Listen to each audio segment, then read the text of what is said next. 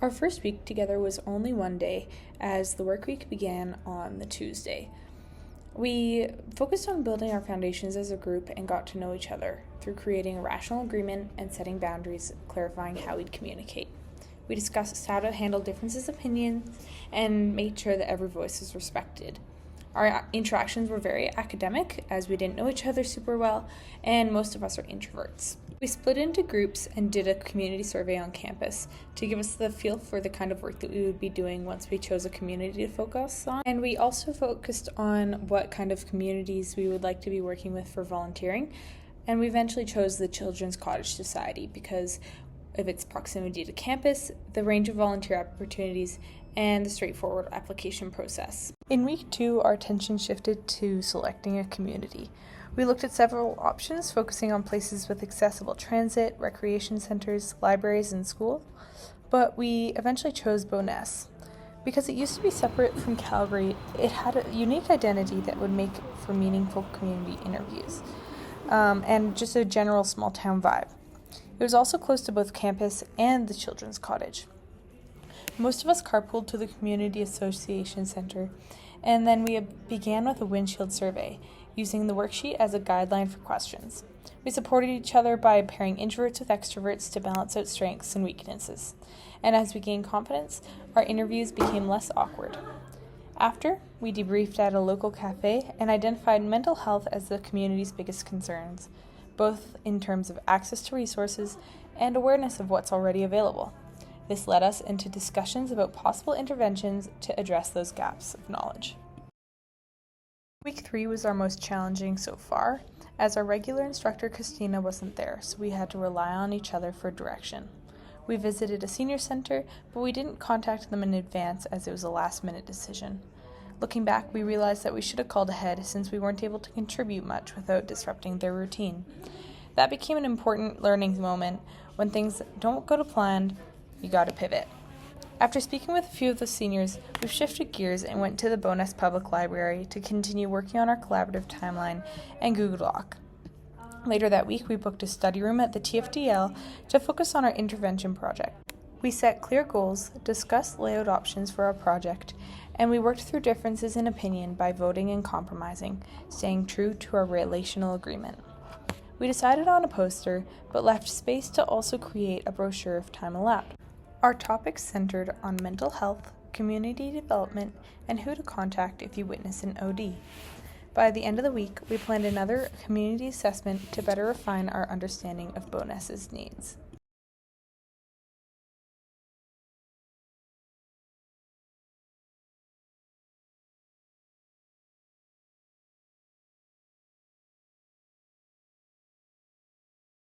In week 4, we initially planned to return to Bowness on Monday, but we had to change our plans to accommodate a group member's appointment. We decided to do the community assessment the next day. We discussed what we would do for the last few weeks of this course, and aside from the intervention, we still had a lot to do, such as our volunteering and IndigiTrails. Until this week, the Children's Cottage still hadn't gotten back to us, and since we only have a few weeks left, we had no choice but to explore other opportunities. So we pivoted and reached out to the senior center at Bowness, as they were always looking for volunteers, and we were given the opportunity to clean their kitchen.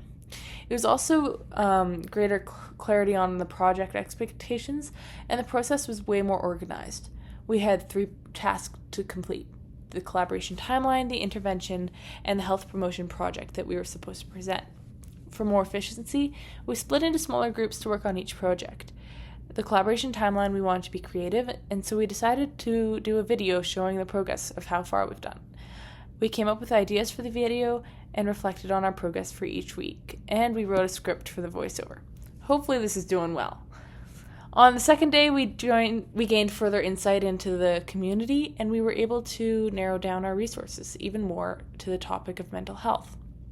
Asking people about the sensitive topic proved to be more challenging than last time, but we ensured that we remained respectful of their boundaries and their willingness to answer. After that, we debriefed on our experience and had the information that we had gathered. We made multiple calls to fact check and asked for more details so that we could add it to our poster. Overall, it was a very productive week, and we finalized our intervention and layout of the collaboration timeline with the project. On week 5, we only had one day of clinical activities because of the Day of National Truth and Reconciliation. Unlike our usual meetup time, we met up at the Senior Center at 8:45 to fulfill our volunteer experience for this course. We were asked to clean the kitchen, and we spent hours working as a team to wash all the dishes and wipe down all the cupboards, along with all the counters. Afterwards, we had a short break to eat lunch before playing with seniors. We did floor curling using sticks to accommodate the seniors so they wouldn't have to bend down to grab the rocks. It was really fun with lots of friendly competition and welcoming seniors.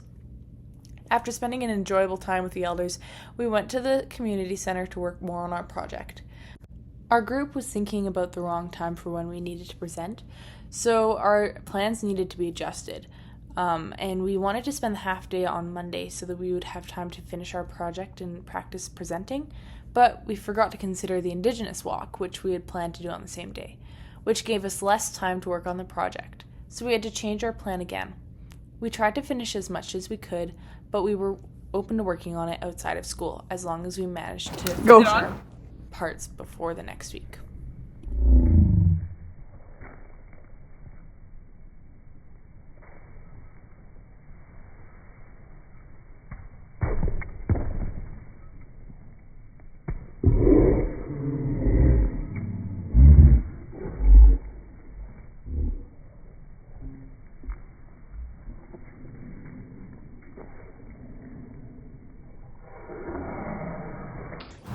Oh yeah.